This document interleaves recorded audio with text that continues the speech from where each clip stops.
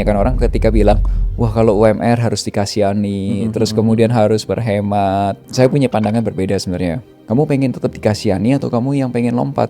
Nah sekarang levelmu berapa nih? Di 1:1 sampai 10. Kemampuanmu untuk berkomunikasi, kemampuan untuk mendengar, kemampuan untuk bertanya. Sekarang dengan penghasilan kamu yang sekarang misal katakanlah 4 juta, 5 juta, kamu bisa nggak simpen sedikit uang supaya kamu bisa ikut course untuk edukasi tentang gimana caranya berkomunikasi lebih efektif. Nah kalau udah habis itu kamu bisa nggak cari waktu, misal di hari Sabtu Minggu kamu praktekin tuh ilmunya. Kerja keras doang sekarang untuk manusianya kerja keras doang tuh berat. Mau nggak mau aset harus bekerja. Jadi kayak misal kita punya bisnis makanan atau kita punya bisnis laundry atau mungkin rumah kos-kosan pun, kita invest sekian beberapa ratus juta, udah kita punya bisnis dan bisnisnya itu setiap bulan menghasilkan keuntungan. Melvin Mumpuni, CEO Finansialku, bagiin cara bangun keuangan yang sehat di tengah gaya hidup yang terus naik dan ekonomi yang sedang enggak baik-baik aja. Menurutnya, kekayaan bukan ditentukan oleh besarnya gaji, tapi kemampuan mengelola uang dan mindset. Karena pada akhirnya, enough bukan soal seberapa besar income, tapi tahu kapan ngerasa cukup. Ya aku udah usia hampir 40, kok gajiku gini-gini aja ya? Kalau aku misalnya mau meningkatkan diri, terlambat gak sih? Bikin aja deh 10, lompatnya ke 50 dulu deh. Gimana caranya 50, terus tanya sama teman-teman. Mana yang income-nya bisa 50 atau penghasilannya bisa 50 per bulan. Tanyain apa yang dilakuin kerjaannya dan lain sebagainya. Kalau udah mulai bikin strategi dong, apa yang harus dilakukan gitu. Kebiasaan bangun paginya dia ngapain dulu nih. Tapi by the way, dari pengalaman klien-klienmu kok, kenapa gaji tinggi tidak serta-merta masalah keuangan, masalah hidup selesai kok? Patokannya bukan di gajinya dulu, tapi ya gaya hidup apa yang kamu mau. Ya when you say enough, cukup terus berapa?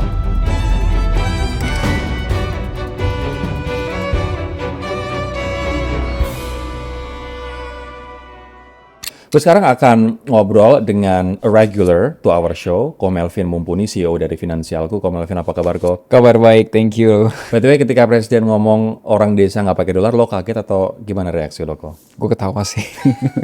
Kenapa lo I'm ketawa? sorry ya. Ya ketawanya kayak masa seorang presiden statementnya seperti itu gitu. Kayak kamu kan lihat gitu kalau memang betul ya di desa kita nggak pakai dolar gitu. Betul itu faktanya. Tapi kan ya makan tempe kedelainya juga impor. Kalau orang desa masih pakai apa Pertalite atau Pertamax atau mungkin pakai solar gitu kan. Itu kan juga BBM impor. Ya kan semuanya juga apa namanya itu bahan bakarnya semuanya yang dipakai itu kan ujung-ujungnya impor dolar. Betul. Gula pun sekarang juga impor, beras juga impor gitu. By the way, tapi apa sih dengan dolar yang naik terus, rupiah yang melemah terus, efeknya buat tidak hanya masyarakat desa, tapi kita khususnya teman-teman ya yang kita berada di kelas menengah gitu. Sebenarnya kalau dolar itu rupiah kita melemah terus, itu sebenarnya ada kata-kata mungkin distrust ya. Jadi nggak percaya gitu. Orang asing jadi nggak percaya sama ini beneran nggak sih Indonesia bisa beresin apa masalah dalam negerinya gitu. Karena kalau dibilang luar negeri juga terdampak ya memang ada banyak negara yang juga terdampak. Tapi yang paling parah di Indonesia. Betul. Nah masalahnya mata uang negara tetangga kita tuh fine-fine aja gitu loh. Kita yang paling jeblok seluruh dunia loh. Betul loh. Ini. Jadi misalnya ya Mas Suri, kalau misal kita ada orang-orang Indonesia mungkin general check up ke Penang atau ke Malaysia gitu. Tahun lalu mungkin berapa ya? Malaysian Ringgit itu 3.800 masih bisa mungkin. Sekarang Malaysian Ringgit itu udah 4.000 berapa ya? 4.200 gitu. Singapura dolar udah di angka 13.000 tadinya 10.000. 10.000 sekarang udah 13.000. Udah kayak dolar zaman dulu. Jadi kayak kok kasar kata gitu ya. Ya udah nggak usah kemana-mana deh nyimpan Malaysian Ringgit aja udah naik. Tapi by the way, ketika rupiah benar-benar melemah sampai nggak seberharga itu, sebenarnya apa yang harus kita lakuin kok? Itu dia. Nah ini sebenarnya gini, kalau kita bilang kita panik, sebenarnya nggak perlu panik-panik amat ya. Tapi karena toh kita juga nggak bisa kontrol. Maksudnya gini, kita nggak bisa kontrol tuh, kita nggak bisa punya kemampuan untuk kontrol supaya rupiahnya semakin menguat gitu. Kita nggak bisa punya akses ke kebijakan tertentu. Itu di luar kontrolnya kita gitu. Jadi mau panik ngapain juga gitu, karena di luar kontrol. Justru yang di dalam kontrolnya kita apa? Misal untuk individuals, apa nih yang sekarang kamu bisa lakukan? Oke, dengan dolarnya itu katakanlah naik terus, rupiahnya turun terus, artinya apa? Barang-barang makin mahal. Oke, berarti sekarang apa yang bisa kamu lakuin? Apakah kamu bisa berhemat? Oke, mungkin berhemat sampai satu titik tertentu, kamu berhemat. Tapi berikutnya apa yang bisa kamu lakukan? Tambah penghasilan. Oke, tambah penghasilannya gimana? Kamu punya waktu nggak untuk kerja tambahan? Misal, kalau misal ternyata kerjaan saya sebenarnya santai, saya masih punya waktu untuk nambah penghasilan, ya mungkin bisa cari kerjaan sampingan, cari di daerah atau di kotanya, misal kayak agen properti, agen asuransi, atau berdagang sesuatu, itu nambah penghasilan langsung. Atau mungkin adik-adik kita Gen Z yang sekarang sudah lebih ramah terhadap internet dan lain sebagainya. Mas Roli tahu nggak sih sekarang tuh ada pekerjaan-pekerjaan yang namanya remote working. Yang artinya kita kerja di Indonesia, tapi bosnya kita dari manapun, negara manapun, dan kadang-kadang dibayar pakai dolar. Nah, artinya kita mesti manfaatin dengan sebaik mungkin ya, penguatan dolar ini. Itu kan yang bisa kita kontrol. Tapi kalau dolarnya naik atau turun kan kita nggak bisa kontrol. Tapi itu yang bisa kita kontrol, yang kita kerjain. Sembari punya dana darurat, tetap diberesin. Kalau ada cicilan nih, cicilan tuh walaupun saya mengatakan ya sebenarnya cicilan ideal itu maksimal 35% penghasilan. Contoh penghasilan 10 juta, berarti maksimalmu boleh pinjem tuh maksimal cicilan yang bisa dibayar 3,5 juta. Tapi tolong jangan dipol di 3,5 juta. Karena dalam kondisi seperti ini, teman-teman pasti tahu, kemarin juga Bank Indonesia naikin suku bunga kan. Ketika suku bunga acuan berarti bunganya kita kalau KPR floatingnya juga bisa naik lagi kan. Betul. Makanya jangan dipol di 35% gitu, kasih ruang gitu, kasih ruang terus gitu. Terus pastikan aset kita lebih besar daripada utang kita. Dan yang paling penting Mas, punya insurance, punya proteksi. Karena ternyata kenaikan harga untuk kesehatan itu tinggi banget. Nah, itu untuk yang kebanyakan karyawan. Tapi kalau punya bisnis gimana? Ini yang PR. Mas Roli tahu nggak? Semua barang-barang naik, ya kan? Bensinnya aja naik, solar naik, bahan baku naik. Tapi pebisnis nggak bisa naikin harga. Betul. Sementara barang baku yang diimpor khususnya dari China juga naik. Gila-gilaan sih. Tapi dia nggak berani naikin harga. Takutnya apa? Kabur. Takut kabur pelanggannya. Atau sekarang aja nggak dinaikin aja daya belinya udah melemah. Daya beli melemah tuh maksudnya gini. Yang tadinya belanjanya setiap minggu, sekarang 2 minggu sekali. Yang tadinya setiap belanja minimal Rp300.000, sekarang belanjanya turun di bawah Rp300.000 dan terus-terusnya. Kan daya beli udah makin melemah. Nah ini kalau pebisnis tiba-tiba naikin harga, malah kabur, malah repot lagi nih.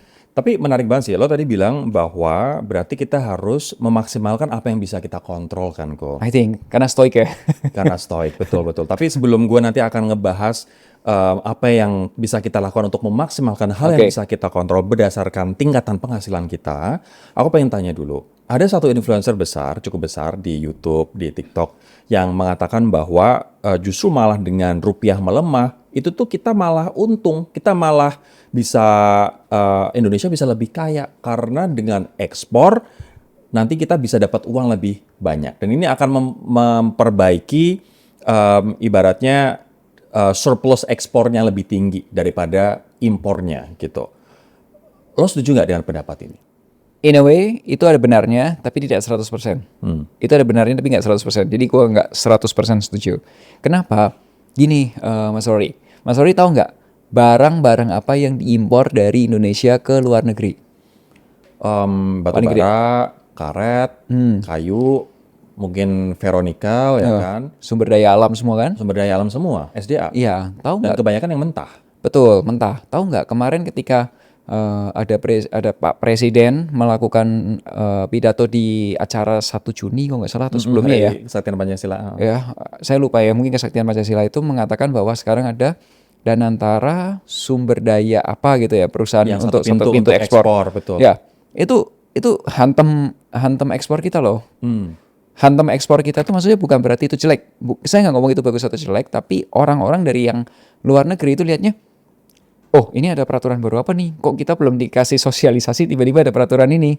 Jadi ada tanda tanya kan, uncertain, nggak ngerti nih orang-orang dari luar negeri yang biasanya sudah bilateral, maksudnya perusahaan dari negara ini minta dikirim, misal dari Tiongkok butuh batu bara, kok udah belinya sama perusahaan A atau perusahaan B atau perusahaan C, kan biasa vendorship gitu ya.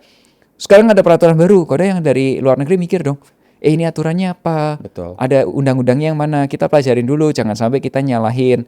Nah sementara ini lagi dipelajarin, kita belum ada dapat literasi, ya gimana kita mau melakukan bisnis? Terhentikan, halted sementara. Ini kayak berita dari Tempo yang gue baca hari ini. China sementara menghentikan dulu untuk bulan Juni impor batu bara dari Indonesia. Betul. Exactly, akhirnya jeblok juga ekspor kita gitu. Betul. Nah itu. Lalu apa yang diuntungkan gitu? Satu. Kedua, ketika dolarnya naik, itu ketika kita pemerintah melakukan ada pinjaman dalam bentuk mata uang asing, tapi perusahaan-perusahaan di Indonesia juga ada loh yang menggunakan pinjaman dalam dolar loh. Itu berarti kan apa? Biaya untuk bayar cicilannya atau biaya untuk bayar utangnya itu kan naik. Ya itu coba dibandingin aja sama ekspornya dia dan lain sebagainya, menutup nggak? Gitu. Betul. Makanya saya bilang statementnya influencer tersebut ada benarnya, tapi nggak 100% benar. Karena ada fakta-fakta lain nih di luar itu semua gitu. Balik lagi ke memaksimalkan apa yang bisa kita kontrol kok. Aku pengen tanya dulu, kalau misalnya ada orang yang gajinya UMR, ini gue bagi jadi 3 kategori. UMR, kemudian gaji 10 sampai 20 juta, terus gaji di atas 30 juta ya. Kita ngomong penghasilan aja per bulan. Di tengah kondisi dolar yang semakin kuat, rupiah yang makin lemah kayak begini, untuk yang teman-teman yang UMR nih, UMR di Jakarta oke lah 5 juta. Tapi kan UMR teman-teman di daerah kan ada yang 2 juta, ada yang 3 juta. Mereka mesti ngapain kok? Ya, Mas Rory, ini bukannya fight ya, bukannya saya nggak setuju dengan cara berpikirnya, tapi saya mau buka yang lebih beda ya. Karena kebanyakan orang ketika bilang, wah kalau UMR harus dikasihani, terus kemudian harus berhemat, dan lain sebagainya gitu. Saya punya pandangan berbeda sebenarnya gitu. Kita semua mungkin waktu awal karir kita pernah loh berada di angka-angka UMR. Tuh. Ya. Ya gue mulai juga gaji gue 2 juta kok Ya, dulu UMR. ya dan semua lah. Kalau misal kita kita mulai dari karir pasti kita pernah lah di sana. Ya. Tapi ada orang yang stay di sana bertahun-tahun sampai berbelas-belas tahun. Tapi ada orang yang berpikir ini cuma batu loncatan dan gue segera naik kelas. Dan gue gak akan kelamaan di UMR itu. Nah tergantung orangnya choose kan. Misal tadi Mas Rory bilang pernah di posisi itu tapi you choose yang untuk lompat gitu. Ya. Nah sekarang pertanyaannya sama. Kamu pengen tetap dikasihani atau kamu yang pengen lompat? Nah kalau kamu pengen lompat ya pantasin dulu dirimu supaya lompat. Maksudnya gini. Kemarin saya tuh baru baca buku The Miracle Morning. Oh itu ya. Pernah dengar ya? Iya dong. Bagus Savers. Iya. Savers. Prinsipnya kan silence, affirmation, visualization, E-nya adalah exercise, R-nya reading, S-nya scribing. Betul. Nah, pernah selesai gitu kayaknya ya. Itu aku jadikan prinsip hidup juga. Oh bagus. Pantas saya kayak harmoni banget hidupnya. Aduh. Gimana? Tapi di situ di halaman pertama itu salah satu yang membuat saya jadi kepikiran lama pada saat itu tuh adalah dia cerita pembukanya pada saat itu kondisi penulisnya di tahun 2008 itu mengalami krisis ekonomi di Amerika. Mungkin kondisinya mirip sama seperti Indonesia. Terjadi kelas menengahnya berat itu untuk hidup secara keuangan. Dia terpuruk. Terus kemudian dia ketemu sama salah satu temannya dibilang suruh lari. Nah ketika suruh lari pagi pakai sepatunya Air Jordan pada waktu itu suruh lari pakai Air Jordan. Dia dengerin musik, dengerin audio audiobook gitu mungkin ya. Nah di situ dibilang katakanlah kurang lebih gini. Kalau kamu mau jadi seseorang itu kamu pantaskan diri dulu. Maksudnya gini. Kalau kamu mau jadi sekarang tuh kamu di posisi sekarang. Kamu pengen jadi level 10-nya dari yang sekarang gitu. Kamu pengen seperti ini gitu. Nah untuk menjadi seperti ini tuh kamu perlu melakukan apa? Kamu ada di posisi mana dan mau seperti apa? Contoh ya, saya kasih contoh. Saya tuh pernah punya mimpi waktu awal-awal itu adalah pengen jadi public speaker seperti si A gitu. Mungkin Mas Rory tahu kan, tadi saya tadi sebelumnya ceritaan siapa yang ngajarin saya ya. Pengen gitu. Terus saya membandingkan diri. Saya tuh lagi di level mungkin skala 4 dari 10 kok dibandingin sama yang saya pengen gitu. Waktu itu. Terus saya mikir, apa yang harus dilakukan untuk bisa ngejar gitu. Dari skala 4 naik ke 5, naik ke 6, naik ke 7, dan seterusnya. Terus saya mikir, public speaker tuh harus apa aja. Satu, ternyata perlu fit. Harus latihan. Jadi otaknya berpikirnya gini, berarti kalau gym, itu bukan karena saya butuh, tapi saya harus. Itu pekerjaan saya. Orang lain dibayar untuk misal ada kerjaan tertentu, saya juga dibayar part of that, suruh memang harus olahraga gitu.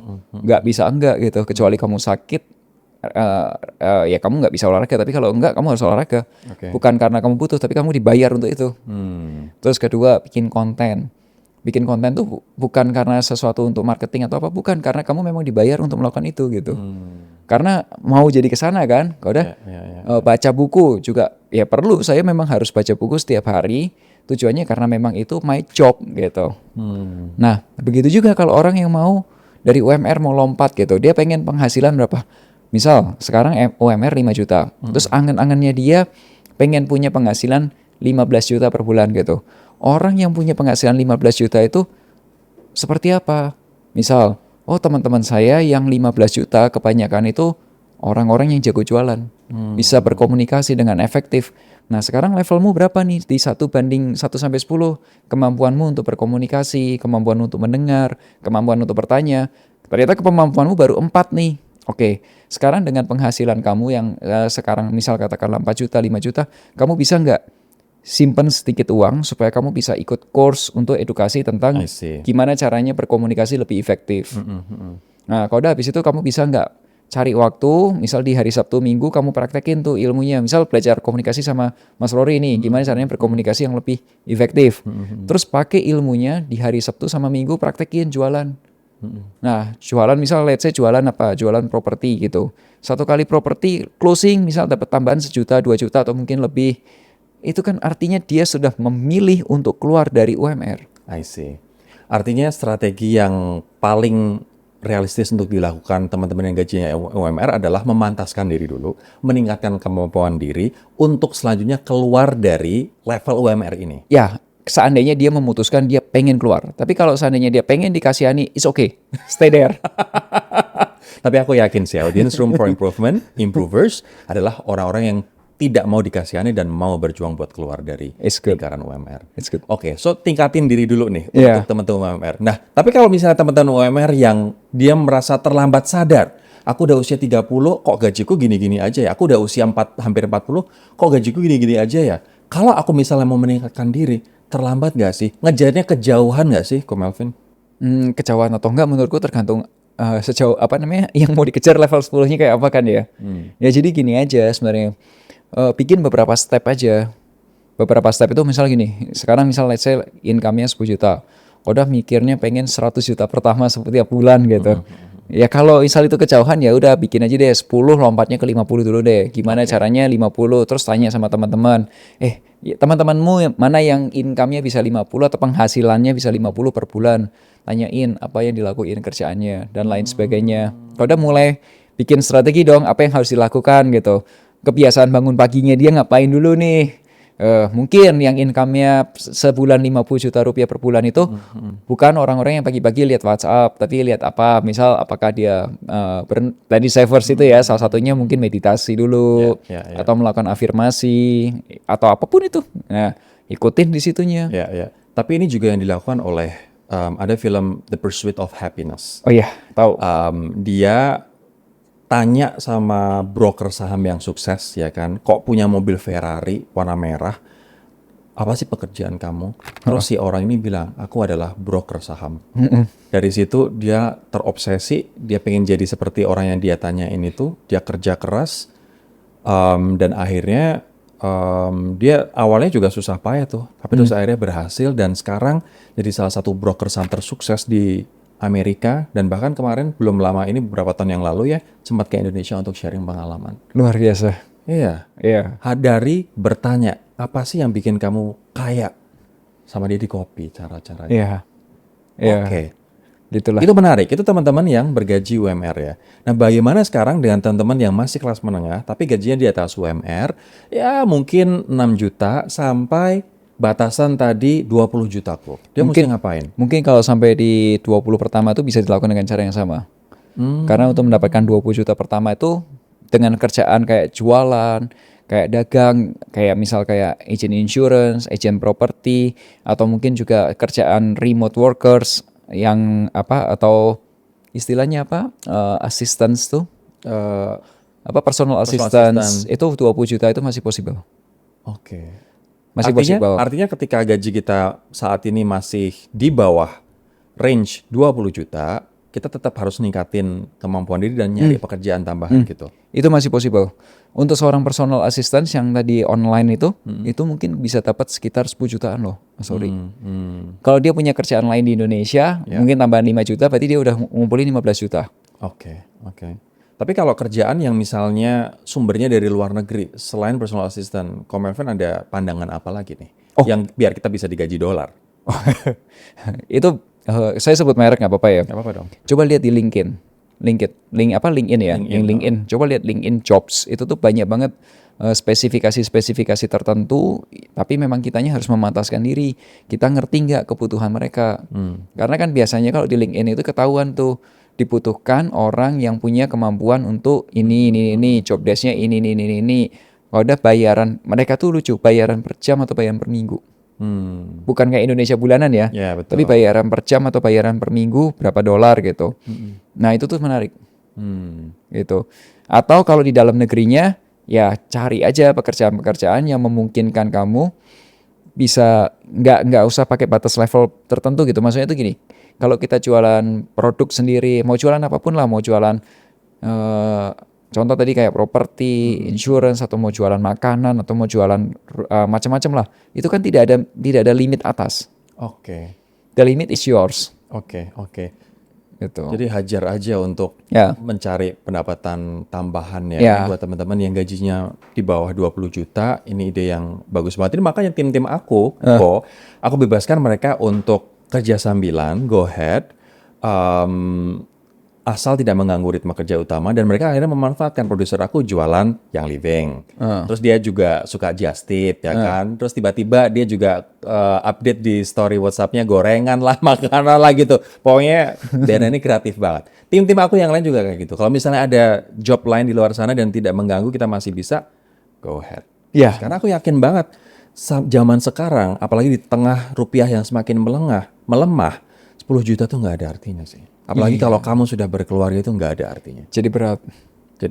Ya. Nah, ketika misalnya kita sudah ada di level di atas 20 juta, apa pandanganmu kok? Orang harus kayak gimana? It's a good question. Kita aim, ini bukan permainannya, bukan income, tapi game-nya game aset. Aim 500 juta sampai 1 M pertama. Caranya gimana untuk nyampe sana? Nah, ini dia. Jadi dari kalau sudah di 20 juta, kalau masih misal 20 juta sampai 50 juta per bulan gitu ya. Kita lihat berapa kemampuan kamu bisa invest tiap bulannya untuk ngumpulin modal. Gini, orang itu dulunya berpikir kamu harus kerja lebih keras untuk bisa lebih kaya. Ya. Tapi kalau kita pikir-pikir, ya waktu itu ya tetap 24 jam. Kalau udah makin tua ya PR juga gitu, terus kerja keras terus gitu. Apalagi kalau sudah berkeluarga. Berkeluarga itu artinya kamu punya prioritas, punya waktu buat keluarga juga gitu. Nggak bisa tuh kamu cuman kasih nafkah uang doang, kalau kamunya nggak hadir gitu. Nggak bisa gitu. Nah terus kalau udah kerja keras doang, sekarang untuk manusianya kerja keras doang tuh berat. Mau nggak mau aset harus bekerja. Aset tuh contoh gini, Mas. Sekarang itu banyak loh, kalau misal teman-teman pergi ke pameran franchise gitu ya, atau lihat franchise, itu banyak banget franchise yang dikelola secara semi-automatic. Jadi kayak misal kita punya bisnis makanan, atau kita punya bisnis laundry, atau mungkin rumah kos-kosan pun, kita invest sekian beberapa ratus juta, udah kita punya bisnis, dan bisnisnya itu setiap bulan menghasilkan keuntungan. Tuh. Nah tapi itu butuh modal. Nah, itu yang menghasilkan aset. Sekarang yang kerja keras bukan manusianya doang, tapi asetnya. Nah, kalau gamenya dari 20 sampai 50 juta itu mau naik ke ratusan juta per bulan atau bahkan lebih, itu gamenya selain nunggu karir, karena kalau karir itu kan atasnya harus kosong dulu baru bisa naik. Betul. Ya, kalau ini adalah gamenya adalah menambah aset. Gitu. Nah, masalahnya orang-orang yang income-nya 20 sampai 50, dia itu kena satu inflasi, bukan inflasi biaya hidup, tapi inflasi gaya hidup. Benar. Jadi kadang-kadang godaannya adalah dengan gaji naik, gaya hidup juga ikut naik. Dengan Cicilan gaji naik, cicilan juga naik kok Melvin. Iya. Jadi kalau misal di BPS bilang inflasi itu 3%, itu inflasi biaya hidup. Ya, kalau inflasi gaya hidupnya kamu Ya, bisa 10-20%. nah, betul. Nah, artinya di sisi lain kita juga harus meredam gaya hidup kita walaupun gaji kita naik ya kok. Tapi Betul. menarik sih, kamu tadi bilang bahwa ketika gaji kita udah di atas 20 juta, artinya kita aim for 500 juta atau 1M pertama. Boleh nggak kasih langkah strategis? Apa yang mesti kita lakukan? Kalau misalnya kita taruh aset di mana? Oke lah saham, tapi di tengah saham dan rupiah yang begitu melemah, IHSG sekarang 5.800, apakah masih cocok untuk kita investasi di saham, untuk kita pengen 500 atau 1M pertama? Mas sorry, coba pikirin ya Mas ya. Kalau misal orang bisa invest 5 juta rupiah per bulan, nggak usah invest ya, nabung di tabungan deh. 5 juta rupiah aja deh. Kali 12 itu udah 60 juta 60 loh. juta. Ya, itu 1 tahun. 2 tahun itu 120. 3 tahun itu 180. Berarti 5 tahun itu sudah 300. 300 tuh bisa beli beberapa franchise. Itu tabungan loh ya. Gimana kalau misal pegangnya emas? Emas itu sekarang udah ada emas fisik digital seperti yang kita ngobrol sebelumnya. Ya. Itu berbeda lagi tuh. Itu nggak jurus yang aneh-aneh ya. Apalagi kita ngomong saham apa-apa. Kita belum ngomong yang seperti itu. Kalau yang itu bisa lebih cepat lagi gitu. Tapi dengan kayak gitu aja possible. Oke. Ya, nah masalahnya orang dengan income 20 juta itu pasti marah-marah kalau dibilang investnya suruh 5 juta gitu. Seperempat dari penghasilan gitu. Itu bisa marah-marah tuh dibilang kayak itu kok nggak masuk akal, nggak realistis. Ya nggak realistis buat lu. Tapi realistis buat Ya sebagian besar orang lain. Ya. Atau orang yang mau mengerem Ya. gaya hidup. Ya sama Mas, kayak gini Mas.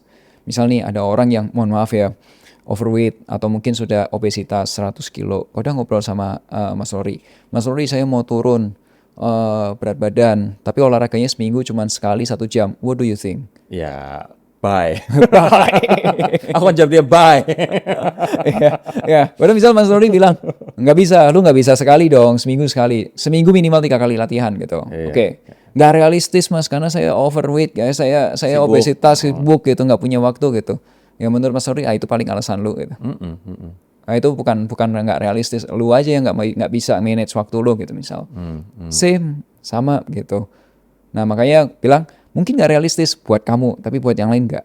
Dan kalau yang lain realistis, kenapa buat kamu jadi nggak realistis ya kan? Ya karena tadi itu inflasi gaya hidup. Ini menarik banget sih. Oke. So misalnya even ketika nabung aja, kemudian nanti kekumpul berapa ratus juta, kita udah bisa beli franchise misalnya. Dan franchise kan sistemnya udah jelas ya. Ya, pilih Selain lah. franchise, ada pilihan apa lagi kok untuk 500 juta atau 1M pertama? Beberapa Saham saat ini gimana? Mas Rory tahu nggak? Kalau kita ya sekarang ini beli beberapa saham, lihat ya, ada beberapa saham yang rutin bagi dividen. Nah sekarang tuh harganya tuh lagi pada turun semua. Betul. Nah artinya apa? Gini Mas Rory, saya tuh pernah belajar dari salah seorang klien yang konsultasi pada saat itu tuh untuk ngomongin persiapan pensiun. Nah, tadinya niatnya mau konsul, malah saya yang belajar sama dia. Oh gitu. Karena saya bilang, Bapak nih bercanda nih, Bapak nggak butuh konsul sama saya, Bapak udah bisa pensiun. Karena penghasilan dia tuh setahun tuh sudah hampir 400-an juta setahun. Itu. Nah, dari rumah kos-kosan, dari waralaba yang dia punya, dari dividen saham, dia itu sudah 400-an juta juga gitu. Gajinya 400-an juta. 400-an juta itu bukan berarti tiap bulan 400 bagi 12 ya, tapi naik turun. Totalnya 400 juta. Karena kalau kerja di perusahaan tuh ada gaji ke-13, ada bonus tahunan. Jadi kalau di total-total tuh jadi gede gitu. Tapi kalau bulanannya nggak segede itu gitu. Itu dibandingin sama asetnya yang kerja udah mirip-mirip gitu. Nah kalau aku lihat yang dividen saham, Pak, dividen saham modalnya paling cuma berapa ya waktu itu ya, 300 atau 400 juta, tapi setahun dapat 60 juta. Modalnya sudah sampai 500 juta, tapi keuntungan udah 60 juta per tahun. Aku bilang, saham mana yang dividennya lebih dari 10% gitu. Nah kalau dia ngomong, Pak Melvin salah lihat Pak. Kenapa? Aku bilang, kenapa salahnya? Bapak lihatnya 500 juta menghasilkan 60 juta, dipikirnya harga beli sekarang.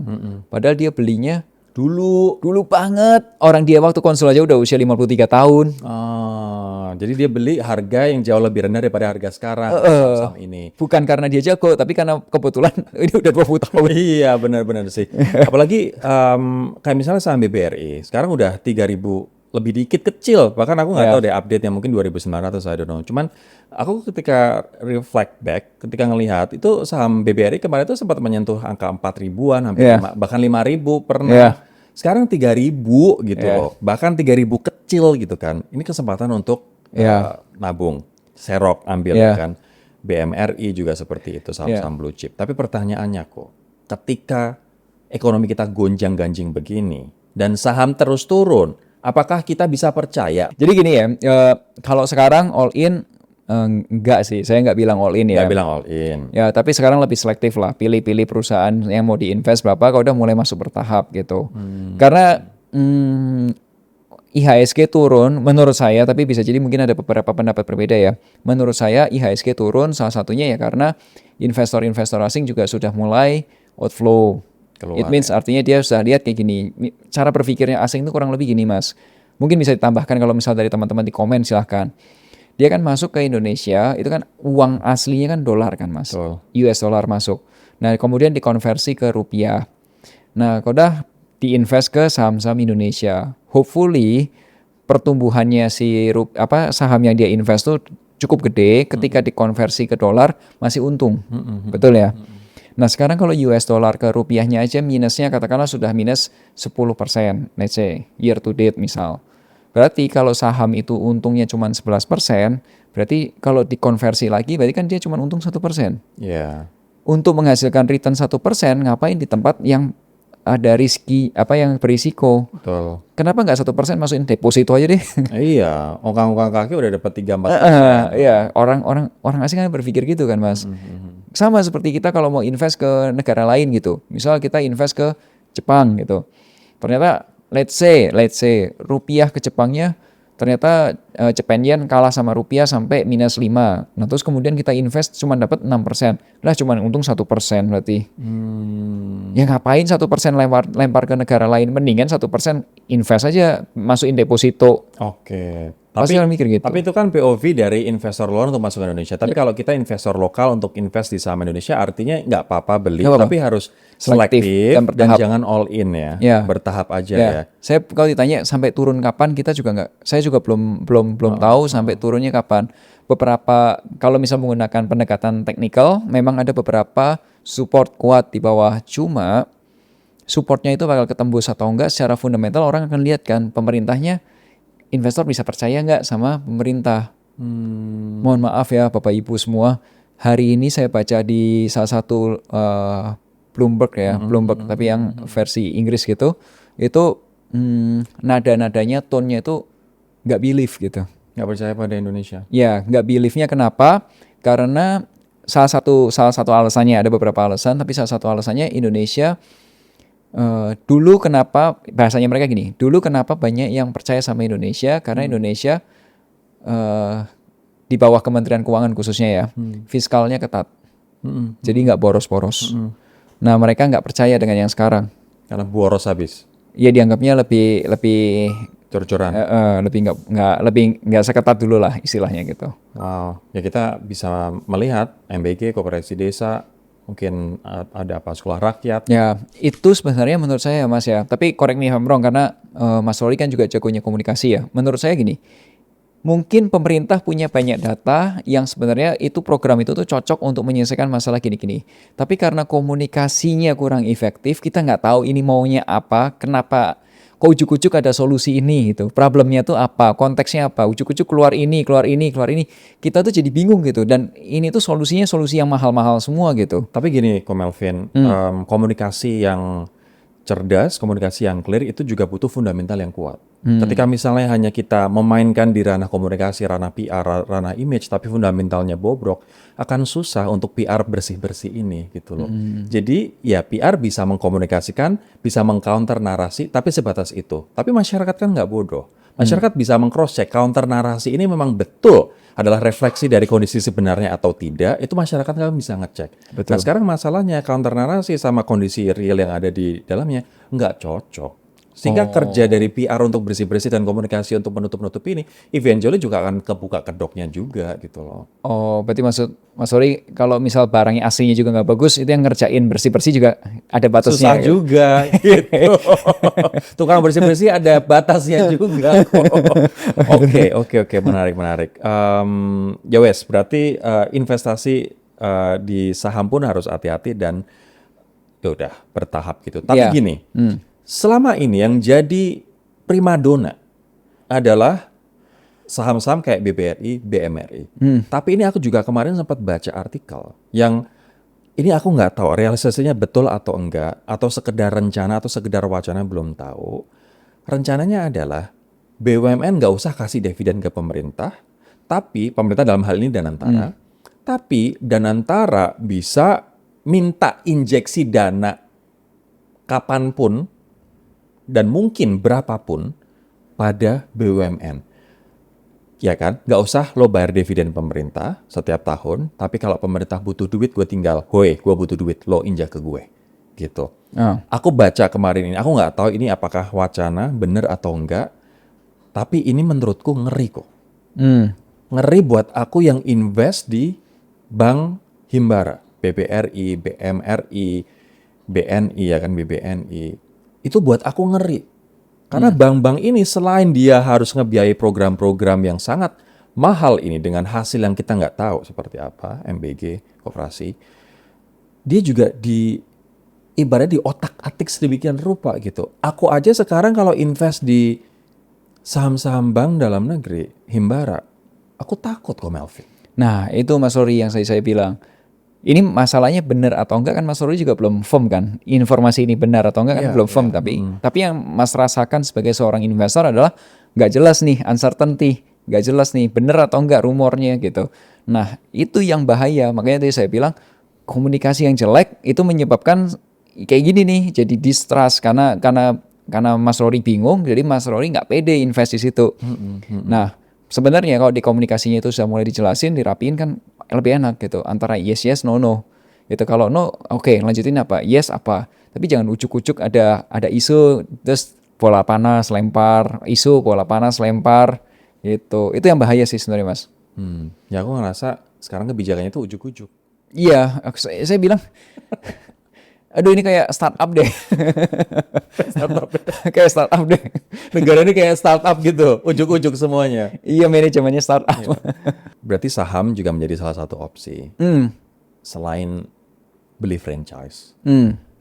Ada usulan lagi nggak kok? Ketika misalnya, oke, aku pengen investasi aja, aku pengen fokus bekerja, tapi aku pengen investasi aja, biarkan duitku bekerja. Apakah kita harus misalnya beli saham US aja yang lebih aman, lebih stabil, atau ETF misalnya? Gini Mas, saya punya pemikiran dan saya punya pertanyaan keras ya terhadap produk itu. Mungkin saya coba research, tapi saya tidak mendapatkan jawaban yang membuat saya nyaman. Gitu. Tapi monggo kalau mungkin yang teman-teman yang nonton atau mungkin dari regulasi yang nonton podcast ini berkesempatan untuk diwawancara sama Mas Rory untuk menjawab keresahan ini. Gitu. Di Indonesia, produk saham luar negeri dan ETF yang dijual di Indonesia itu produknya namanya CFD, Mas. Kontraknya itu Contract for Differentiated. Jadi intinya gini, kalau Mas beli CFD-nya saham Apple, itu bukan berarti Mas pemilik saham Apple. Sebagai gambaran, contoh. Kalau Mas beli sebuah reksadana yang di dalamnya ada saham Bank BRI, apakah ketika Mas beli reksadana itu apakah berarti Mas punya BRI-nya? Belum tentu. Belum tentu. Siapa yang memastikan bahwa reksadana tersebut benar-benar beli BRI? Kustodian. Bank kustodian. Ya. Nah, sekarang kalau CFD kontrak, siapa yang memberikan jaminan bahwa itu benar-benar dibeliin saham Apple?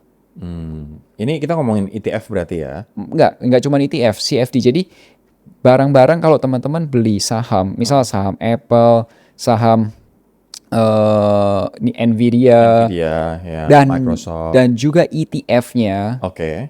dari luar negeri belinya di Indonesia pakai platform-platform di Indonesia, yang teman-teman beli itu bukan saham, bukan ETF, tapi CFD-nya dari ETF tersebut, CFD-nya dari saham tersebut, contract for differentiations. Oke. Makanya makanya semua influencer pada ngomong beli saham US, tapi saya nggak pernah mau ngomong itu. Kenapa? Karena ketika saya pelajarin, undang-undangnya ada, APLN namanya. Itu ada semua, tapi itu contract for differentiations, CFD. Pertanyaan saya adalah siapa yang menggaransi bahwa itu benar-benar dibeliin? Tapi di platform kita misalnya, aku pakai salah satu platform untuk beli saham di US gitu. Ada keterangannya bahwa ya udah kamu punya saham Apple segini dengan kamu uang segini gitu. Dari aplikasi ini aku akan transfer duit pakai bank kustodian nanti koordinasi sama broker yang ada di Amerika, aku lupa Alpaca atau Alpaca, apa gitu, Alpaca, baru Alpaca akan beli melalui pasar saham di Amerika Serikat. Saya mau tanya satu, kalau tempat broker tempat Mas Rory beli itu ternyata tutup, amit-amit tutup, sahamnya Mas gimana? Nah, di situ dijelaskan bahwa ya kayak misalnya kita beli di saham di Indonesia, ketika misalnya brokernya tutup, kita sudah tercatat sebagai pemilik saham di Alpaca. sana, di Alpakanya gitu. Siapa mencatat? Ya itu memang jadi PR sih, karena kita kan layernya banyak banget. Ya, jadi Mas Rory, sebelum saya ngomongin emas digital seperti sepede sebelum pertemuan sebelumnya, itu satu pertanyaan, itu saya tahu emas digital itu tuh tahun 2018 Mas, atau 2019 sebelum COVID. Tapi at that time saya nggak berani ngomong, kenapa? Karena ada satu pertanyaan yang waktu itu saya nggak bisa jawab. Apa itu? Siapa yang garansi emasnya beneran ada? Sekarang kamu udah nemuin jawabannya. Sudah ada jawabannya, yang waktu kemarin saya ceritain ada dua ekosistem yang berbeda. Kalau usah, Bullion bank. ya, kemudian institusi-institusi mana secara independen memastikan ada. Jadi bukan Mas Rory beli di perusahaan A, kalau ada perusahaan A yang menjamin, itu nggak independen. Kalau Mas Rory beli di A, tapi yang menjamin ada bank kustodian, ada ini, itu independen gitu. Nah, baik itu saham, CFD saham ataupun CFD-nya ETF, itu tidak ada yang memberikan guaranteed. Belum ada yang state. Jadi lo nggak menyarankan sebenarnya untuk orang beli saham Amerika dari Indonesia kok? Untuk klien saya nggak berani saranin, tapi kalau misal ada teman-teman yang nonton influencer lain dan pede, ya nggak apa-apa juga gitu. Tapi risikonya apa? Kalau ternyata ketakutan saya benar, itu berarti cuma ada angka di layar aja.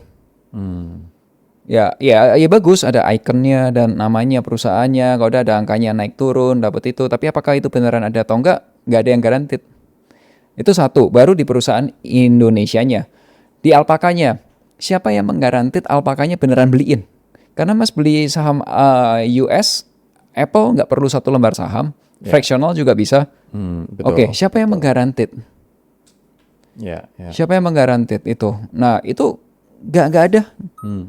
Ini mungkin teman-teman juga punya pandangan berbeda. Aku juga sebenarnya ada pandangan berbeda karena aku meyakini sih bahwa ketika aku beli saham Apple, walaupun ini layernya akhirnya panjang banget, itu memang dibelikan saham Apple. That's my conviction gitu. Tapi kan kita juga harus tetap kritis, tetap harus hati-hati. Makanya prinsip kehati-hatian sama jangan nyimpen satu keranjang telur di satu keranjang itu juga penting banget. Makanya aku ketika beli saham Amerika pun aku hanya seberapa persen aja. Gitu. Nggak semuanya kan? Nggak semuanya. Gitu. Karena untuk mengatur, memanage resiko, ya itu salah satunya adalah kekhawatiranmu. Dan menurut aku itu kekhawatiran yang valid juga gitu loh. Orang di pasar saham Indo aja kita juga bisa kena tipu.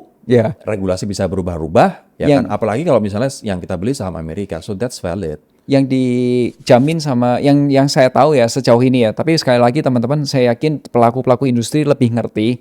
Please tolong informasikan ke kami gitu, jadi supaya benar-benar lebih detail. Tapi yang saya tahu sejauh ini adalah clearing.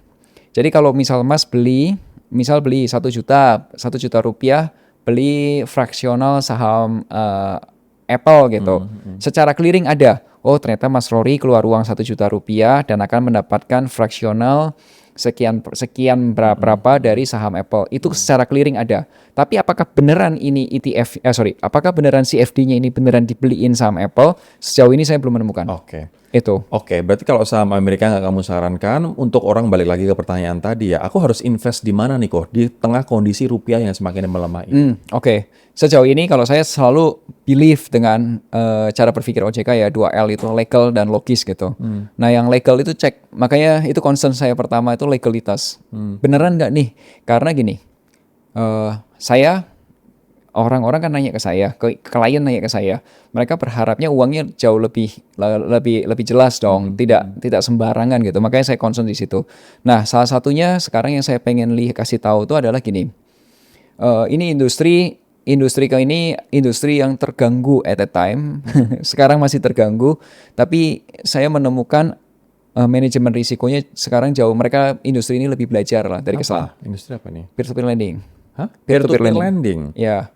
Dan ini belajar. Bukannya banyak yang tutup dan banyak penipuan kok. Saya ceritain. Zaman dulu pertama kali saya tahu peer-to-peer lending itu tahun 2017, Mas. Saya belajar dari salah satu pelakunya. Pelaku itu maksudnya orang yang menjalankan bisnis itu. Saya belajar ini bisnis apa dan lain sebagainya. Sampai suatu ketika saat COVID itu saya punya konsiderasi di manajemen risiko. Manajemen risiko itu penting. Jadi gini. Permainan peer-to-peer lending itu ada beberapa layer, Mas. Ada beberapa jenis. Ada yang banyak investor mendanai satu peminjam. Ya. Biasanya invoice financing 2 miliar. Jadi kita 10 jutaan, 5 jutaan, kode patungan untuk 2 miliar gitu. Begitu ini gagal bayar, itu yang terdampak langsung banyak investor. Betul. Itu. Ada juga permainannya satu investor mendanai banyak peminjam. Biasanya pinjamannya kecil-kecil. Gitu. Pinjamannya kecil-kecil 1 juta, 2 juta, 1 juta, 2 juta. Nah, itu ada. Itu satu. Jadi kalau misal 1 juta, 2 juta ini gagal bayar, ya gagal bayarnya 1 juta, 2 juta itu. Ya, yang lain masih bisa. Ya, masih jalan terus. Ada juga yang banyak investor mendanai ada juga yang satu investor mendanai satu peminjam. Waktu itu contohnya yang saya pernah coba ya, itu yang warna ungu. Jadi saya mendanai ibu-ibu satu-satu. Zaman dulu satu-satu. Jadi satu. Terus ada juga yang sekarang jadinya jadi banyak peminjam mendanai banyak investor mendanai banyak pelaku usaha. Jadi risikonya terdisperse. Nah, yang saya mau concern adalah ketika pilih peer-to-peer lending, yang kamu concern itu tuh adalah gimana manajemen risikonya dan seandainya gagal bayar itu terjadi, impact-nya seperti apa? Karena bisnis lending, bisnis pinjaman itu, mau itu dalam bentuk perbankan, mau dalam bentuk pendanaan atau financing, pasti ada selalu yang namanya NPL. Non-performing loan ya, yang gagal bayar ya. Sekelas Bank BCA, sekelas Bank BRI, itu ada loh NPL loh. Betul. Dia nggak guaranteed 100% aman gitu, nggak loh. Tapi gagal bayarnya itu 1%, 2% itu bisa diberesin sama Bank BCA, masih bisa diberesin sama BRI. Mereka punya NPL semua. Coba aja cek deh di Indonesia. 4 bank terbesar itu NPL-nya ada semua, tapi mereka bisa maintain itu. Nah, itu yang sebenarnya jadi konsiderasi, Mas. Oke. Jadi kita udah dapetin beberapa tips nih untuk kita bisa mencapai 500 juta ataupun 1 miliar pertama di tengah kondisi rupiah yang semakin melemah seperti sekarang ini. Tapi sekarang aku pengen tanya kok, untuk ngakalin, oke lah gaya hidup tadi udah kita bahas, gaya hidup ya jangan naik-naik amat ketika gaji kita naik. Tapi yang namanya inflasi kok, harga-harga sekarang pada naik gila-gilaan, itu kan tidak terhindarkan gitu. Betul. Padahal gaji kita juga tidak naik-naik banget, bahkan mungkin tidak naik. Nah, gimana cara ngakalinya di tengah harga-harga kebutuhan pada naik, transportation cost juga naik, kita mau misalnya beli makanan online, fee-nya juga naik terus, tapi gaji kita kagak naik-naik. Gimana tuh? Kalau misal online itu curhat ya Mas ya, kita ngerasain ya. Makin mahal. Iya, saya merasakan kok Mas. Jadi gini, saya ngomong juga sama istri gitu. Satu titik kita bisa berhemat sampai satu titik, tapi kalau memang biayanya itu sudah terlalu tinggi, berarti bukan strateginya udah bukan berarti berhemat gitu. Kitanya yang harus meningkatkan penghasilannya kita gitu. Ya makanya saya dan istri itu saya juga rekomendasi ke ke klien-klien itu mulai terus cari cara menambah penghasilan. Bikin aset yang menghasilkan. Jangan kitanya yang kerja makin keras, tapi uang yang kita punya, aset yang kita punya yang menghasilkan lebih banyak gitu. Jadi jangan sampai kita merasa mengasihani diri sendiri terus gitu. Kan kita bisa melakukan yang lain juga. Iya sih. Berarti meningkatkan penghasilan biar aset kita bekerja. As simple as ya udah bikin kos-kosan, beli franchise, atau bikin kontrakan gitu ya kok. Ataupun ningkatin skill untuk nambah penghasilan. Tapi by the way untuk menjadi kayak tadi jualan properti atau kita belajar jadi agent properti itu sebenarnya dilakukan oleh Robert Kiyosaki yang Rich Dad Poor Dad ya kan. Dia kaya dari properti. Tidak hanya memainkan properti tapi dia juga invest di properti. Iya. Nah masalahnya yang sebenarnya saya pengen notice atau underline ya Mas Ori, banyak orang itu pengennya dikasihani terus. Misal kayak tadi badan kegendutan gitu. Terus kalau udah ya gimana, kan sekarang makanan banyak mengandung gula, gaya hidup. Tapi kalau buat Mas Ori, itulah alasan lu gitu. Udah bilang, saya introvert mas, saya nggak bisa ngomong, saya nggak pede kalau ngomong. Kembali ke tempat Mas Ori pasti bilang, karena lu nggak ngerti caranya aja, itu kan ada caranya gitu. Ya sama uang juga gitu, itu kalau misal kamu pengen terus dikasihani, ya kamu akan mendapatkan dikasihani, kamu akan cocok dengar orang-orang yang bilang, oh iya kamu memang harus dikasihani, kamu harus berhemat gitu. Tapi itu nggak akan mengubah nasib. Benar kan? Benar, setuju. Ya kita sendiri harus punya mindset dulu. Mindset untuk bahwa kita siap menerima rezeki yang lebih besar. Mindset bahwa kita sudah siap untuk mengelola uang yang dititipkan ke kita lebih besar gitu. Tapi by the way dari pengalaman klien-klienmu kok, kenapa gaji tinggi tidak serta-merta masalah keuangan, masalah hidup selesai kok? Wah itu dia. Itu bagus tuh mas. Itu pertanyaan yang belum pernah podcaster tanyakan ke saya. Itu pertanyaan bagus. Gaji tinggi kalau menurut Mas Ori 80 juta per bulan cukup tinggi gak sekarang? Untuk Indonesia tinggi itu. Per keluarga, dua orang anak di Jakarta. Iya. Oke. Untuk pendidikan anaknya 2 orang aja udah habis 30 jutaan mas. Per bulan? International school. Wow. Ya, untuk maintain supir, untuk maintain ART, untuk maintain rumah tangganya mungkin habis tambahan 30 juta lagi. 80 juta tuh habis 30 buat anak, 30 buat hidup. 20 buat pedalnya dia, gymnya dia. Belum makan. Nah kalau besok dia tiba-tiba kena layoff, habis ya. Itu banyak. Ya, jadi orang merasa aman gajinya gede 80 juta per bulan. Pertanyaan satu, besok kena layoff, lu hidup gimana? Merasa aman gitu. Nah pertanyaan jadi, ini lu beneran aman atau lu ketergantungan? I see. Nah kalau misalnya dengan kondisi seperti itu apa yang harus dia lakukan kok? Makanya rubah, cara mainnya rubah. Kamu nggak bisa mengandalkan, jadi kalau misal berpikir, oke, dengan gaji tinggi berarti hidup saya aman gitu. Enggak juga. Kalau kamu udah di level 80 juta per bulan, semuanya akan ngikut. Itu sekolah anak. Tadinya waktu awal-awal aja sekolah anak 2 orang bisa let's say 20 juta per bulan, sekarang 2 orang anak bisa 30-40 juta lebih. Ya. Nah, makanya gini, satu patokannya bukan di gajinya dulu. Tapi ya gaya hidup apa yang kamu mau. Kamu naikin terus itu nggak akan beres loh mas. Begitu naik gajimu kamu naikin terus gitu gaya hidupmu. Tadinya di sekolah nasional oke. Sekarang begitu punya begitu naik tinggi kalau mau international school oke. Begitu international schoolnya cari pertama yang paling murah.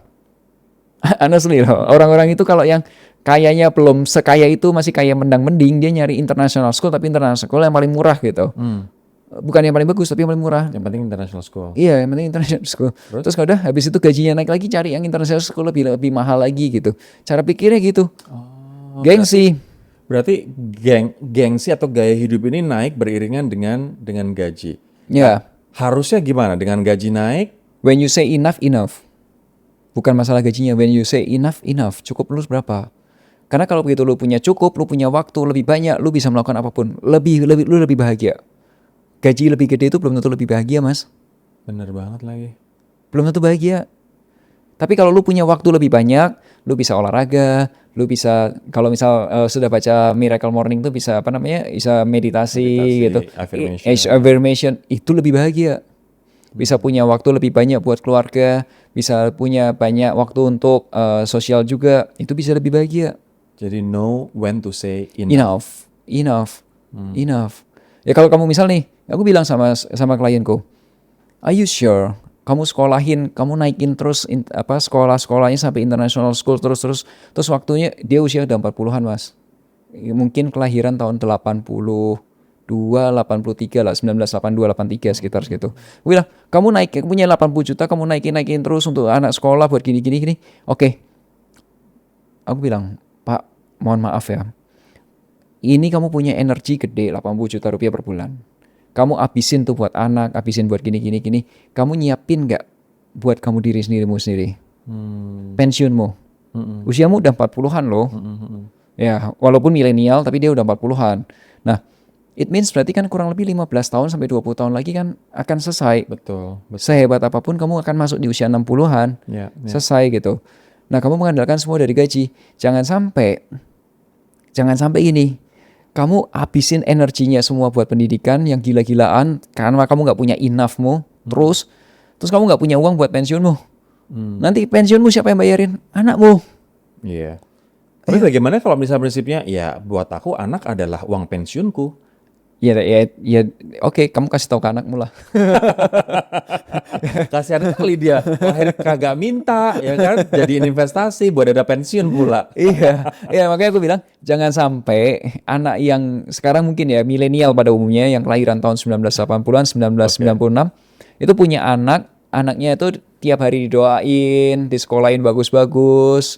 Tiap ulang tahun dikasih kado, dikasih hadiah, disiapin pendidikan yang terbaik, tapi pada akhirnya dialah yang harus membiayai orang tuanya. Artinya ketika gaji kita 80 juta, kita tahu when to say enough sama apa yang harus kita tebelin, apa yang harus kita persiapkan kok.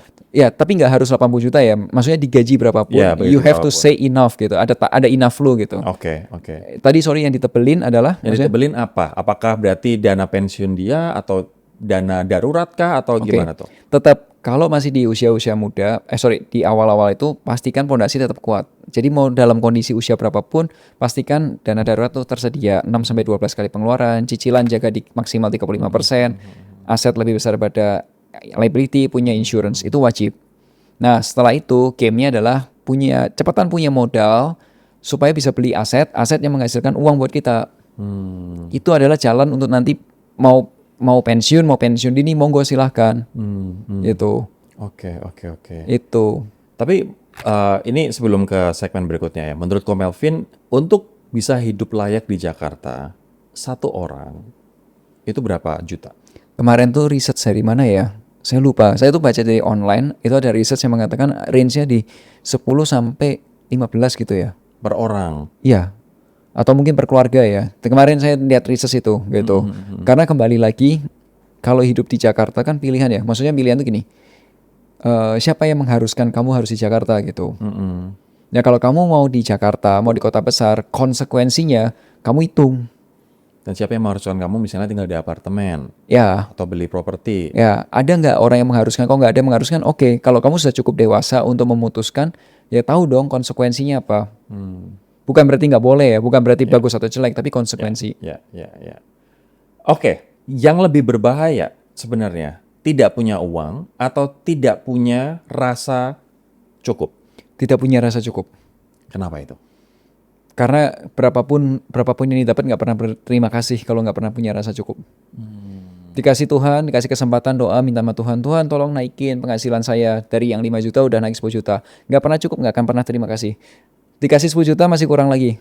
Tuhan naikin lagi, dikasih naik lagi 15. Nggak cukup juga. Terus sampai 100 juta pun juga nggak akan pernah cukup. Orang yang nggak pernah terima kasih sama Tuhan, nggak pernah rasa cukup gitu ya. Ya kayaknya kasihan banget gak sih hidupnya. Iya. Dan dia nggak akan kemana-mana dan akan selalu merasa menderita walaupun gajinya udah naik berkali-kali lipat pun ya. Iya. Oke, rapid fire question, Ko Melvin. Aku akan tanya cepat, tolong jawab cepat. Kerja lebih keras atau kelola uang lebih pintar? Kelola uang lebih pintar. Lebih berbahaya mana, miskin beneran atau terlihat kaya? Miskin beneran. Jadi lebih baik terlihat kaya daripada miskin beneran ya? Kenapa tuh? Terlihat kaya masih punya uang lah ya. yang diubah gaya hidupnya aja ya. Iya. Oke. Tapi kalau miskin beneran udah harus miskin mindset, kan? Mas. Miskin mindset. Apa maksudnya miskin mindset? Itu tadi ada beberapa orang yang kalau misal Mas suka baca bukunya Robert Kiyosaki itu ada bedanya antara poor and broke. Ya. Ya kan? Salah satu itu adalah mindset.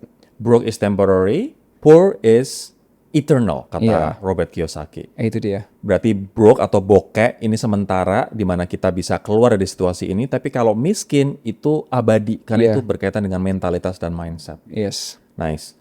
Anak muda sekarang kurang sabar atau memang garis startnya lebih berat? Garis start memang berat. Kenapa kok? Dan juga nggak sabar. Tapi garis start berat. Karena sekarang zaman dulu ya Mas ya. Kita kalau mau belanja itu kan harus bawa dompet, harus macam-macam. Oh sekarang pakai apa? QR bisa, pakai ini bisa. Pay letter. Iya pakai pay later bisa. Kalau udah dulu kalau mau belanja kita harus pergi ke mall. Sekarang nggak usah bangun pagi lihat online shop aja bisa belanja. Jadi memang tantangannya berat. Tantangan Godaannya. untuk boros, godaannya ya. Godaannya iya. Oke. Tapi dari misalnya kalau orang tua kita zaman dulu dengan satu pekerjaan, satu gaji bisa beli rumah, bisa nyekolahin anak, bisa tamasya gitu kan. Sementara kalau sekarang kayaknya rumah kagak kebeli. Karena ada brand. Karena brand. Gimana maksudnya? Dulu ngopi, ya udah kopinya kopi saset. Sekarang harus di tempat tongkrongan tertentu. Kelasnya harus gini. Kalau udah anak sekolah, Mas Odi tau nggak anak sekolah itu kalau pakai tasnya harus merek ini gitu. Iya. Kalau udah sepatunya harus merek ini, itu baru sekolah. Kalau ulang tahun harus begini standarnya. Ya itu naik terus tuh. Apalagi anak-anak yang Gen Z sekarang ya, handphone harus begini, harus nonton ini, harus subscribe ini. Wah, subscribe-nya aja berapa, Mas? Artinya starting point-nya bukan lebih berat karena sesuatu hal yang tidak bisa kita kontrol, tapi justru malah sesuatu yang lebih berat dari hal yang sebenarnya bisa kita kontrol dong kok, which is Betul. gaya hidup. Betul, betul. Tapi itu PR-nya. Sekolah, kuliah, kerja kantoran, ini masih relevan atau sudah perlu di-upgrade kok? Masih relevan, tapi perlu perubahan dikit. Oke. Apa itu perubahannya? Itu untuk awal-awal kalau misal kita belum punya modal Mas, kita bukan seorang penerus gitu ya. Memang kerjanya kan kita lulus kuliah, ya kerja dulu. Tapi ketika sudah lulus kuliah kerja, ya itu kan beda. Ada yang tetap maunya dikasihani atau memang lompat. Nah itu udah bergame-nya udah berbeda. Gitu. Terakhir, dolar atau rupiah kok? Rupiah. Wow, nasionalis sekali. Kenapa rupiah? Nggak. Bukannya kalau pegang dolar lebih aman? Enggak juga lah Mas. Enggak juga. Kenapa itu? Enggak juga. Kan ya gini ya Mas ya. Kalaupun mungkin kalau dipikir secara normal dolar bisa di mana-mana lah ya. Tapi kan juga orang Amerika juga ya Mas pegang dolar kalau udah hidup di Amerika aja juga nggak akan happy juga. Jadi gini, yang penting itu mau kaya atau mau happy, ya cari yang paling happy aja. Gitu. Kalau saya sih masih percaya rupiah meskipun kondisinya begini. Saya mendoakan, saya mau ngajak teman-teman juga sebagai penontonnya juga, ya kita doain deh. Mungkin sekarang ini masih ada masih ada awan hitam yang di sini gitu ya. Semoga awan hitamnya bisa segera berlalu lah. Tapi kalau boleh Mas, kamu punya waktu, kalau boleh minta waktu 1 menit, saya mau cerita Mas. Boleh. Saya tuh punya cerita ini, saya tuh keingetan zaman dulu ada cerita yang menurut saya nggak masuk akal. Tapi sekarang ini untuk kondisi kita dan untuk kondisi semua pemimpin, baik itu pemimpin di rumah tangga, pemimpin di perusahaan atau di organisasi, ini jadi relevan. Ini cerita zaman dulu dari Denmark. Ceritanya tuh gini, ada seorang rajanya itu terobsesi dengan fashion. Terus dia berani keluar uang sebesar banyak banget pun untuk pokoknya dapetin fashion terbaik, baju terbaik, jubah terbaik. Suatu ketika dia ketemu sama dua orang itu nipu Mas. Dia ngomong saya bisa bikinin jubah spesial yang hanya yang bisa lihat adalah satu orang-orang yang tidak bodoh dan yang kedua orang-orang yang pantas. Jadi kalau orang-orang itu bodoh dan tidak pantas, dia tidak akan bisa lihat bajunya. Nah terus kalau udah raja itu langsung beli.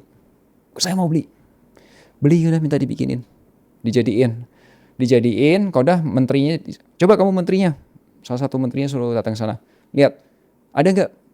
Nah kalau udah si menterinya lihat, mana bajunya nggak ada. Tapi dia tahu kalau gua nggak bisa lihat, gua bodoh atau gua nggak pantas. Jadi terpaksa dia ngomong, lihat. Ngomong ke tempat Pak Bosnya, siap Pak Bos, lihat, bagus. Terus Pak bosnya datang, oke, coba nanti kalian kirim ke sini, kirim ke istananya. Udah, di istananya lihat. Nah, si rajanya lihat, mana nih kok nggak ada nih. Tapi dia sebagai raja nggak mungkin ngomong nggak lihat kan. Betul. Karena dia nggak mau kelihatan bodoh atau Dan dia nggak nggak pantas. Dia pengen tetap kelihatan pintar dan pantas. Dia bilang bagus, besok kita pakai. Terus? Alhasil besoknya dia keluar, kalau udah dipakein baju yang nggak kelihatan itu. Apa yang terjadi? Ya, semua warganya kan dia diem doang kan, takut kan. Tapi ada anak kecil nyetuk, kok itu nggak pakai baju sih? That's the reality ya. Iya, dulu aku nggak mikir, nggak ngerti itu maksudnya apa. Currently itu jadi make sense. Ini cerita dari Denmark tahun 1800-an. Maknanya apa yang kamu dapetin? Jadi gini, ceritanya adalah sebagai pemimpin ya, saya nggak ngomong 1 orang 2 orang pemimpin, tapi ngomong secara general dan ini tamparan buat saya pribadi. Kadang-kadang kita maunya sebagai pemimpin tuh pengen dapat informasi yang kita pengen dengar, bukan faktanya. Ya kadang-kadang fakta itu berat ya, untuk didengar tuh fakta itu berat, maka harus istilah komunikasi mungkin ada sugar coating, Ya betul. dilapis-lapisin biar enak gitu ya didengar. Tapi ternyata yang sugar coating itu jadi jelek gitu. Mendingan dengerin faktanya. Kalau udah kita oke, sakit ya udah diakuin sakit. Misal kegendutan ya udah diakuin kegendutan. Kalau udah misal boros diakuin boros. Oke, nextnya gua mau melakukan apa Untuk memperbaiki ini. betul. Ini jadi mengingatkanku pada salah satu tokoh nih di Indonesia nih. Enggak mas. Enggak yang ABS, asal bapak senang ya kan. Terus dia hidup dalam bubble, dalam fantasi dia sendiri, ya kan. Dan mungkin dia juga tidak pernah merasakan kemiskinan. Jadi susah untuk membuat kebijakan untuk orang-orang miskin kok. Ya semoga nggak gitu lah ya. Semoga nggak gitu. Emang kamu tahu aku ngebayangin siapa kok? Ya, kayaknya sama gitu. Oke, terakhir banget kok Melvin, apa pesan yang pengen kamu sampaikan buat saat ini orang yang ngerasa dia terlambat, sudah terlalu tua untuk mulai memperbaiki kondisi finansialnya? Oh, gini teman-teman. Jangan pernah merasa itu terlambat ya, karena ketika Tuhan masih kasih waktu, artinya ya Tuhan masih berikan yang terbaik buat kamu gitu. Tugas kamu adalah sekarang ya udah kalau ada masalah tadi yang aku bilang, akuin aja masalahnya. Terus udah mulai susun step untuk memperbaiki. Daripada lari-lari terus cari alasan, cari penutupan atau apa, sesuatu pembenaran, oke nggak apa-apa, udah ngomong aja salah, stop that. Udah kita mulai berdiri gitu, lanjutin hidup, benerin gitu. Artinya nggak ada kata terlambat? Gak ada terlambat, itu cuma di pikiran. I see. Ya. Okay.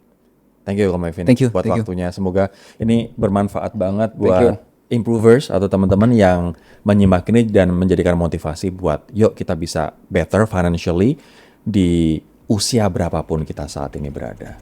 So thank you so much. Semoga bermanfaat. I'll see you in the next video.